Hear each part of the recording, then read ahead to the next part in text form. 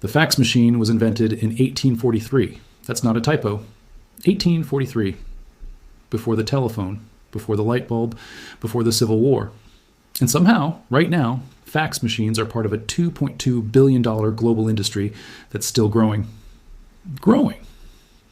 In 2026, that should make you question everything you think you know about what's outdated and what's profitable, because while everyone else is chasing the next AI startup or the latest crypto coin, there are people quietly making serious money from businesses the rest of the world wrote off decades ago. And the last business on this list is so dead that there are fewer than 30 companies in all of America that do it. And every single one of them has a waiting list of customers 6 to 12 months long. My name is John, and after studying the businesses that refuse to die no matter how many times people predict their death, I put together a list that will genuinely surprise you.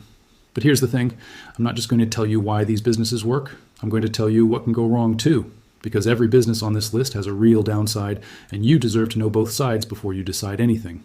Let's get into it. Business 10, carpet cleaning. I know what you're thinking. Carpet cleaning? That's the big reveal?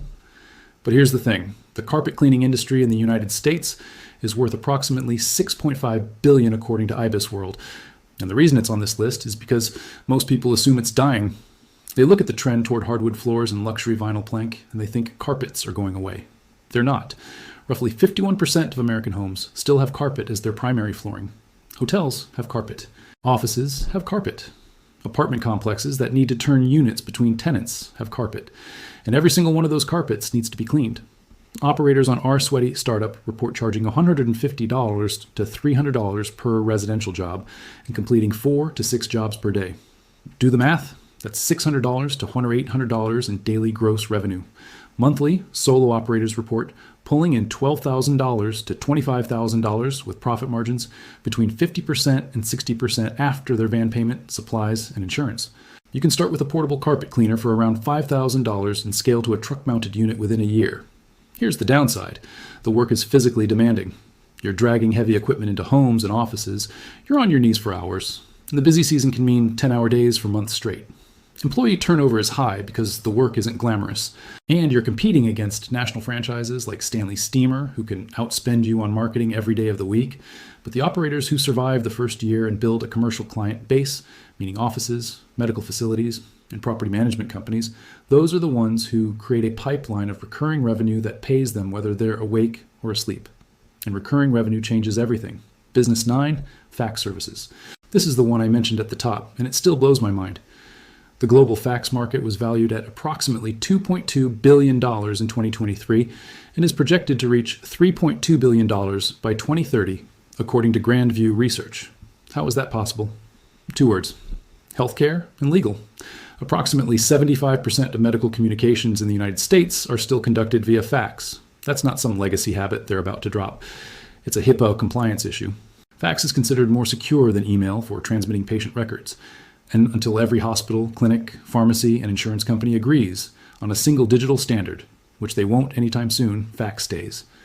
The UPS store franchise locations report fax services as one of their top 5 ancillary revenue streams, with some locations handling 50 to 100 fax transactions per day at $1.89 to $2.59 per page.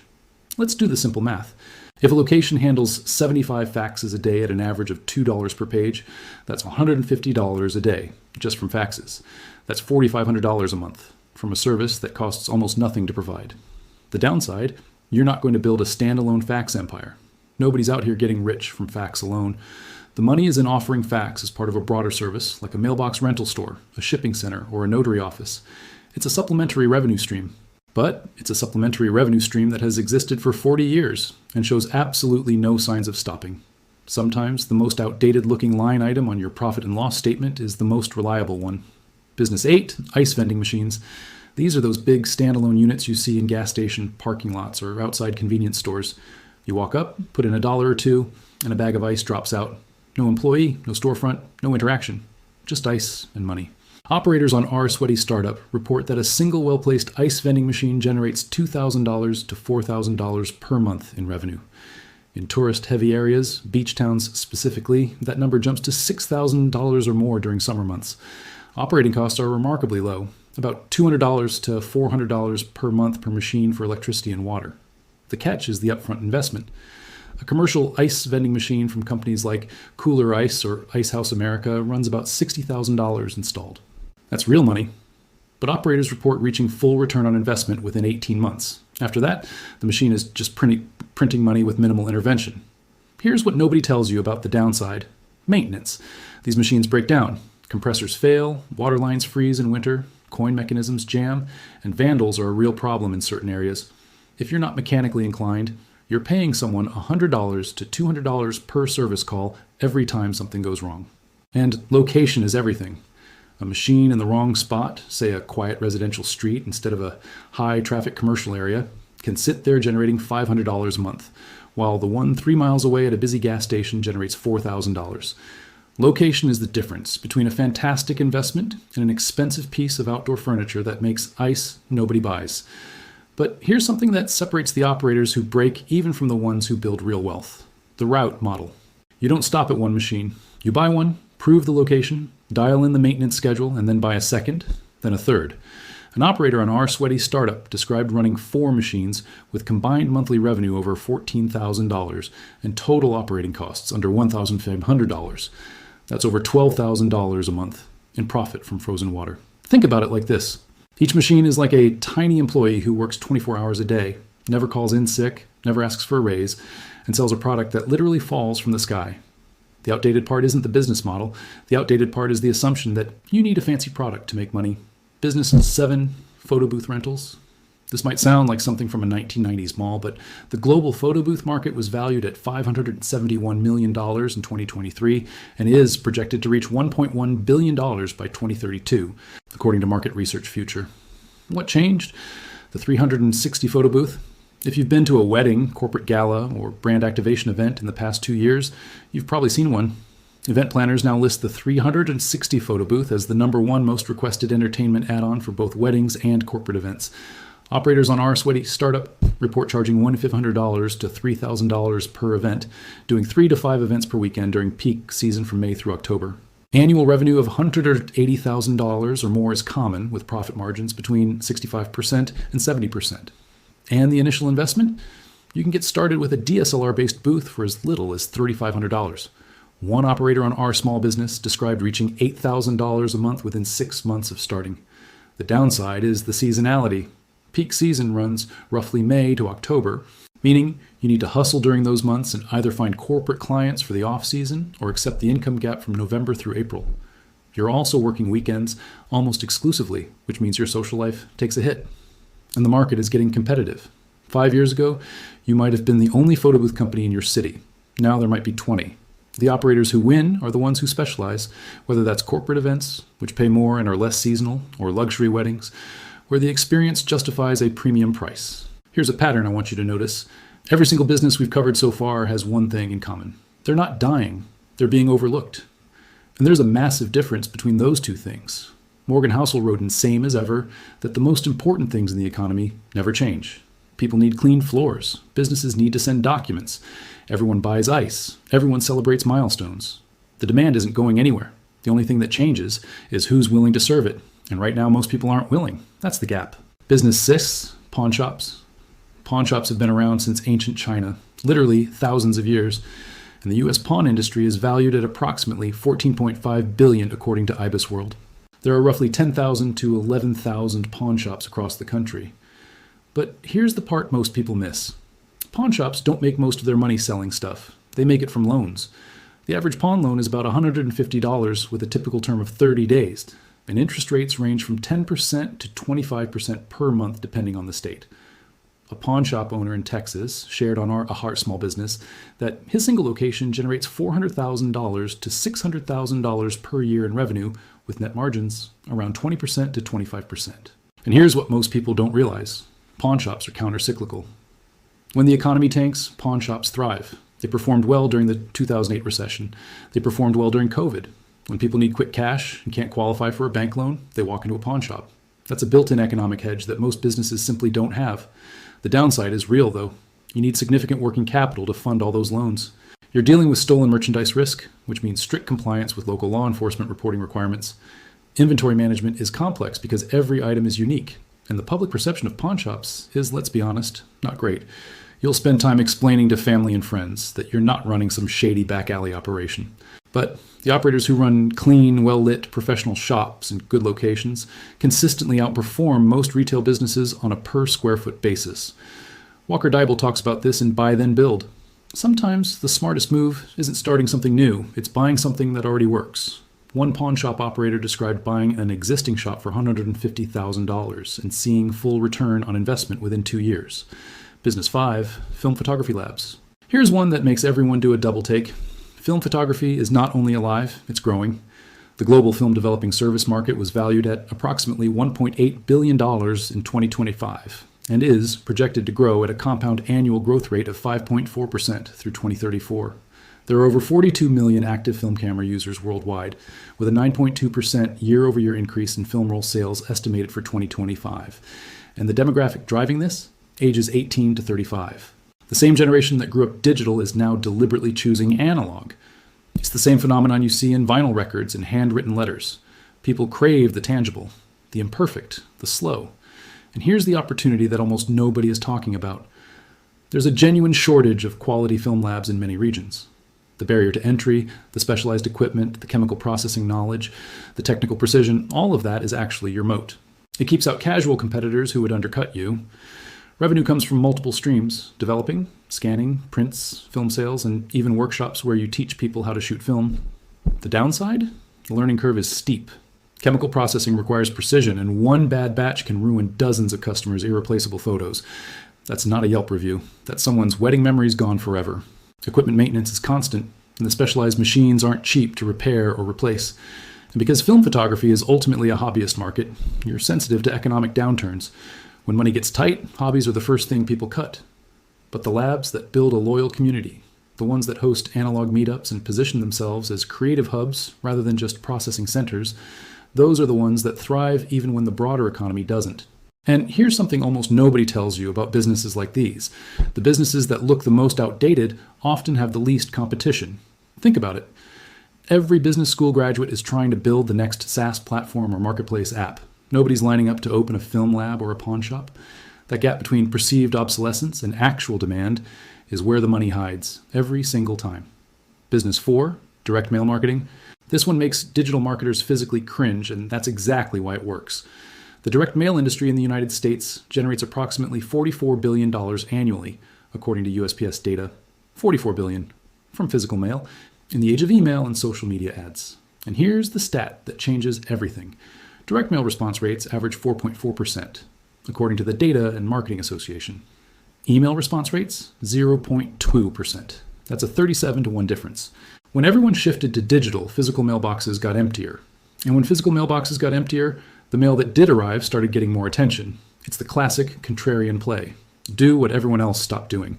Postcard Mania, a direct mail company founded by Joy Gendusa, grew from a garage startup to over $100 million per year in revenue. And the USPS reported that every-door direct mail usage has grown 15% year over year since 2021. The downside is the upfront cost and the patience required. You need to invest in design, printing, postage, and list acquisition before you see a single response. A direct mail campaign can cost $1,000 to $10,000 before you know if it works, and the results are slower than digital. You're waiting days or weeks for responses instead of getting instant click-through data. There's no A/B test you can run in 30 minutes. But for local businesses, real estate agents, home service companies, and healthcare providers, direct mail consistently outperforms digital advertising in conversion rate. The businesses that figure out how to track their mail campaigns with QR codes, dedicated phone numbers, and unique landing pages are the ones that turn this supposedly dead channel into a machine that prints customers. Business 3, arcade bars. This is where two things people said were dying, arcades and neighborhood bars, collide and somehow create something that's thriving. The global amusement arcade market was valued at $7.6 billion in 2023 and is projected to reach $12.4 billion by 2032, according to Fortune Business Insights. The barcade segment specifically is growing at approximately 8% annually. Here's the part nobody mentions. An arcade bar owner shared on Artost Small Business that their combined concept in a mid-sized city generates $30,000 to $50,000 per month in revenue, with roughly 40% gross margins. The arcade machines themselves pay for themselves within 6 to 12 months. Individual machines average $200 to $500 per week in coin revenue depending on the game and location. And the reason it works isn't nostalgia, although nostalgia helps. The reason it works is that you're not competing with home gaming. You're competing with other going out options. And an arcade bar offers something Netflix and a PlayStation cannot: social interaction, friendly competition, and a reason to actually leave your apartment. The craft beer and cocktail side of the business carries 70% to 80% margins, which subsidizes the lower margin game side and creates a business with multiple revenue streams reinforcing each other. Michael Gerber wrote in The E-Myth Revisited that most small businesses fail because the owner works in the business instead of on it. Arcade bars are interesting because once the systems are in place, the games run themselves, the bar staff handles service, and the owner can focus on marketing, events, and growth. The downside is substantial. Liquor licenses are expensive and heavily regulated. The real estate costs for a space large enough to house both a full bar and a proper arcade floor are significant, often $5,000 to $15,000 per month in rent alone in a good nightlife district. You need a location with foot traffic and nightlife energy, which usually means expensive lease terms. And running a bar means dealing with liability insurance, late nights, occasional rowdy patrons, and all the headaches that come with serving alcohol to strangers. Staffing is a constant challenge because bartenders and servers in the nightlife industry churn at high rates. But the operators who nail the atmosphere, the ones who curate the right mix of classic Pac-Man cabinets and modern racing simulators, who host weekly tournaments and themed nights and build a social media presence around their brand, those operators build businesses with remarkable customer loyalty. People don't go to a barcade once. They become regulars. And regulars are the foundation of every great business. Business 2, drive-in movie theaters. There are roughly 300 to 330 drive-in theaters still operating in the United States, down from over 4,000 at the peak in the 1950s. Most people assume the survivors are hanging on by a thread. They're not. The Bendy's Drive-In Theater in Maryland, home to the largest movie theater screen in the country, reported record revenues in recent years, grossing over $1 million annually from a combination of ticket sales, concessions, and event rentals. The Mahoning Drive-In Theater in Pennsylvania draws over 1,000 cars per screening for special events and themed weekends, generating $40,000 to $80,000 per weekend event. And the real profit driver is concessions. While ticket revenue gets split with film distributors who take 50% to 60% for new releases, concession margins run 70% to 85%. That bucket of popcorn that cost you $9 cost them about $50 to make. Here's the uncomfortable truth about the downside. You need 10 to 15 acres of commercially zoned land near a population center, which means massive real estate taxes. The land itself is often more valuable as a shopping center or apartment complex than as a theater. Payroll and food costs have risen sharply in recent years, and the biggest enemy of all is the weather. One rainy weekend during your peak season can erase a month of profit, and there's nothing you can do about it. Customers can also bring their own food, which undercuts your most important revenue stream. But here's where it gets interesting. The drive-ins that have pivoted to become multi-use venues, hosting live concerts, comedy shows, sports watch parties, and corporate events alongside movie showings, are building something that no streaming service on earth can replicate. You can't stream the experience of watching a movie under the stars from the bed of your truck with a box of pizza and your best friends. That experience is the product. And experienced businesses are incredibly hard to disrupt. Keith Cunningham wrote in The Road Less Stupid that the biggest risk in business is not the risk you take, it's the risk you don't see. And with every business on this list, the risk most people don't see is the assumption itself. The assumption that old means dead. Old doesn't mean dead. Old means tested. Old means the demand has been proven over decades, sometimes over centuries. The only question left is whether the supply side has enough operators willing to meet it. Business 1, vinyl record pressing. This is the one I saved for last because it might be the single best example of a business that everyone declared dead and that came back stronger than anyone imagined. Vinyl records have now experienced 17 consecutive years of sales growth. In 2023, U.S. vinyl sales hit $1.2 billion according to the RIAA. Vinyl now outsells CDs in the United States. Let that sink in.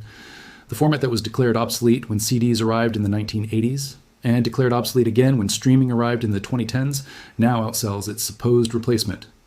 And here's the part that should really get your attention. There are fewer than 30 active pressing plants in the entire United States. That supply bottleneck has created wait times of 6 to 12 months for new orders. Artists, record labels, and independent musicians are literally standing in line cash in hand, waiting for production capacity. United Record Pressing in Nashville, the oldest pressing plant in the country, invested $55 million in expansion in 2023 just to try to keep up with demand. Operators report gross margins of 40% to 60% on custom pressings. The downside is the barrier to entry. Setting up a new pressing plant costs $2 million to $5 million. The equipment is highly specialized, often consists of refurbished machines that are themselves decades old, and the technicians who know how to operate and maintain these presses are aging out of the workforce. You're also dependent on the availability of PVC pellets, which are petroleum-based and subject to supply chain disruptions and price volatility. And while 17 consecutive years of growth is remarkable, there's always the question of whether the vinyl trend will eventually plateau. But right now, the math is simple. Demand is growing faster than supply. The few operators in this space have pricing power that most business owners would dream of. When your customers are waiting half a year just to place an order, that's not a business. That's a fortress. Here's the final thought I want to leave you with. Every business on this list was supposed to be dead by now. Every single one. Carpet cleaning was supposed to be killed by hardwood floors. Fax was supposed to be killed by email. Film was supposed to be killed by digital cameras. Arcades were supposed to be killed by home consoles. Drive-ins were supposed to be killed by multiplexes and then by streaming. Vinyl was supposed to be killed twice, first by CDs and then by Spotify. And yet, here we are. They're all still here. And many of them are more profitable now than they were during their supposed golden age. And that should tell you something important. The world doesn't reward you for chasing what's new. The world rewards you for solving problems that never go away. People will always need things cleaned. People will always need to celebrate. People will always crave experiences they can't get from a screen. People will always want to hold something real in their hands. Those needs are ancient. And the businesses that serve ancient needs are the ones that outlive every trend, every recession, and every prediction of their death. Think about two people. A guy named Marcus and a guy named Trevor. Marcus spent 3 years jumping from one trendy business idea to the next. Dropshipping for 4 months, then NFTs for 6 months, then an AI chatbot agency for 3 months. Each time, he was sure he'd found the wave of the future. Each time, the wave broke before he learned to surf. He's still looking for the one that sticks. Trevor saw a used carpet cleaning machine for sale on Facebook Marketplace for $5,000. He bought it. He cleaned his first carpet that same weekend. It was his neighbor's living room. He charged $200. The next week, his neighbor's coworker called, then her landlord called. Within 18 months, Trevor had 40 recurring commercial accounts generating $22,000 a month. Nobody posted Trevor's business on social media. Nobody called it revolutionary. Nobody made a TikTok about it. But Trevor's truck is paid off, his family's taken care of, his schedule is his own, and his bank account doesn't care about trends. Well, let me be honest with you for a moment. I used to think the same way Marcus does. I used to believe that the only way to build something valuable was to build something nobody had seen before, something disruptive, something that would make headlines. But the more I studied the businesses that actually survive and the people who actually build wealth, the more I realized the opposite is true. The most reliable path to financial freedom isn't finding the next big thing. It's finding the last big thing that everyone forgot about and serving the demand that never left. The question isn't whether these businesses are outdated. The question is whether you're willing to do what everyone else thinks is beneath them. Because that's where the money is. It always has been. Tell me in the comments which of these 10 businesses surprised you the most. Hit that subscribe button if you want to keep seeing real business ideas that actually work. My name is John, and I'll see you in the next video.